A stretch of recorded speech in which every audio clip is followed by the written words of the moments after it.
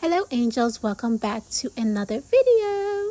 So in this video we're going to be making a bedazzle or a junk phone case. I don't know what the exact word for it, but I think bedazzle sounds so much better. So these charms I got from Etsy's. I don't know what's going on with the seller. I think they're still on Etsy's but probably not selling these ones specifically. But I'll leave the seller on Etsy down in the description box down below, so you guys could probably send them a message and ask if they're still making them, if they're gonna bring them back. Who knows? Because I bought these in 2024 when I was bedazzling everything. I did a laptop cover, some phone cases, and my tablet cover,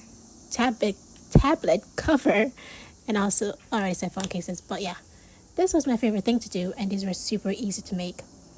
So I'm just showing you guys all of the charm. This phone case I got from Amazon. It already comes with the bling already on it, the bedazzle already on it. So that was perfect. I was like, then I won't need to be spending more money to buy the phone case and to also buy the bedazzle. So it's like kind of making it very easier for me and very cheaper for me in real life. This is how it looks. It looks absolutely gorgeous, so pretty. As soon as the sun hits this, you guys are going to see how absolutely stunning it is. It has been very hot, very sunny all this week, and the day that I decided that I wanted to film this, the sun keeps on coming in and out. Like, it's just been a mess. But either way, I'm going to show you guys how this looks in the sun and then how this looks in the light. So all we're going to need is the charms or the cutouts. We're going to need the phone case. We're going to need some E6000 glue. And that's pretty it. That's pretty much it. This is very easy. We're just customizing this phone case so that we can give it more color, more texture, and more all of that. So we have the Hello Kitty, we have the lips, we have we call those eyebrow curlers, eyebrow clips, the nail polish, the lips, and a Chanel makeup case. So what I'm doing is I'm trying to figure out how I want everything to lay out, or I want everything to look. And I also need to keep in mind that I need the camera to be working, so I can't be blocking the space or anything like that. So I gotta keep that in mind. I did move this around like a few times before I finally came up with a layout that I like, a layout that works perfectly well, a layout that was not leaning more towards the edge of the phone, like everything was on the phone and it was gonna feel perfectly fine when I was holding it in my hands, if that makes sense. And it did, and it looks absolutely stunning, absolutely gorgeous. This is the layout that I was like, oh, okay, maybe this will work. I didn't want to layer them on top of each other because I wanted to make sure that you can see everything. You wanted to make sure that you can see, oh, that's the lips. Oh, that's the nail polish. Like, yeah, so that's what I did. These red rhinestone lips with the lipstick, I think I got those from Amazon if I'm not mistaken. And we're going to be using some E6000 glue. So that's the glue that I have. I have like a ton of these glues. They've just been sitting around here for years on top of years. So I'm going to be using a ton of glue. This may not seem like a lot, but I want to make sure that when I place it on top of the bling, on top of the chunky rhinestone, that it sticks on there, that it's not going to be moving around, it's not going to be shifting, and it's going to stay on there perfectly fine. The phone cases that I made last year are still holding up. They're still holding up perfectly fine. They still look amazing.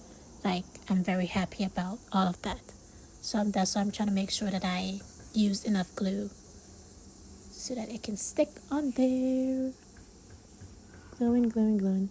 I need to paint my nails or cut them. Something. Ugh, my.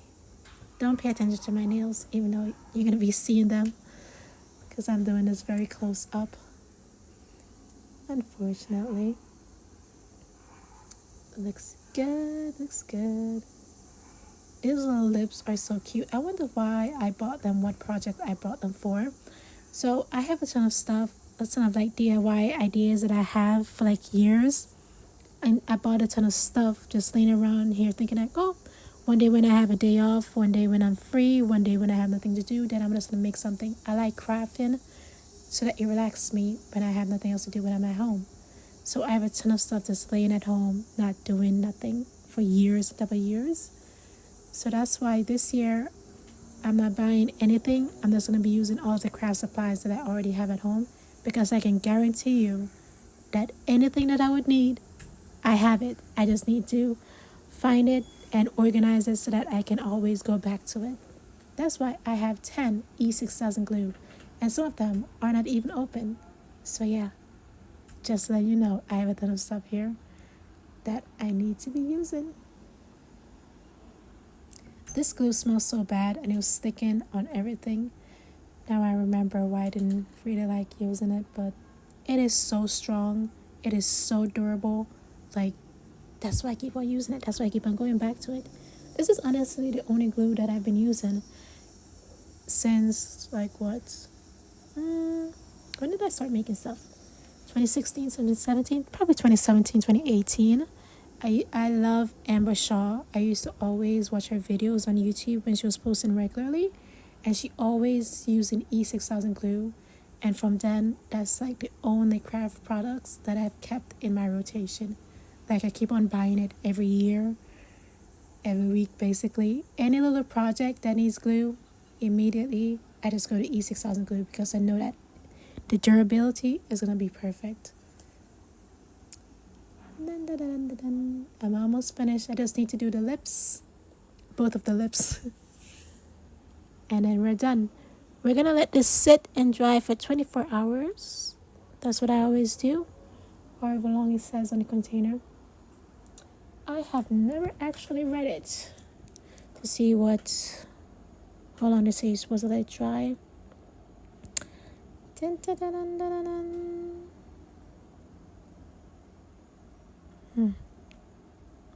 I don't think it says.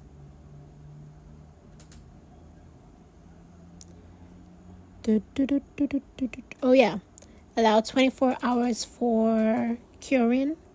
Maximum strength may not be reached for up to 72 hours. So between 24 to 72 hours, that is a perfect amount of time to let it dry, to let it cure, so that your project don't just come unravel once you're finished. Voila! Look at it. The Hello Kitty. It looks so gorgeous, so beautiful. I love the way how it turned out. I can't wait to show you guys how it looks in the sun. She is stunning. I'm going to try it on my phone. My phone is purple, but I don't think it's going to be that visible.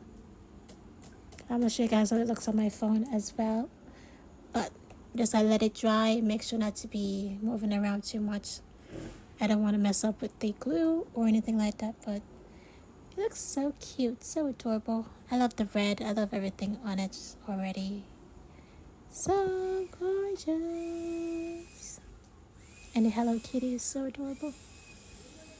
I like it. I think it turned out pretty good. Well, that's that. Well, it's not been the full 24 hours, but it is dried enough that I can pop my phone in and out of it just to see how it looks. And it looks absolutely cute.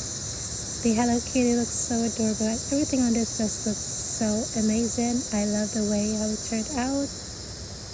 And gorgeous. You can kind of see like a little bit of them once you flip around the phone. This feels very comfortable in the hands, because basically all of the charms are basically flat. But it just looks so gorgeous and so pretty. I love it. So cute. And even with my purple phone, like, it's not that obvious that it brought off the color of the red. It still looks gorgeous. I love it, love it, love it, love it. Everything just looks so good. Well, that's it for this video. Thank you guys so much for watching. Make sure to like, comment, and subscribe. And hopefully I'll see you guys in my next video. Bye-bye.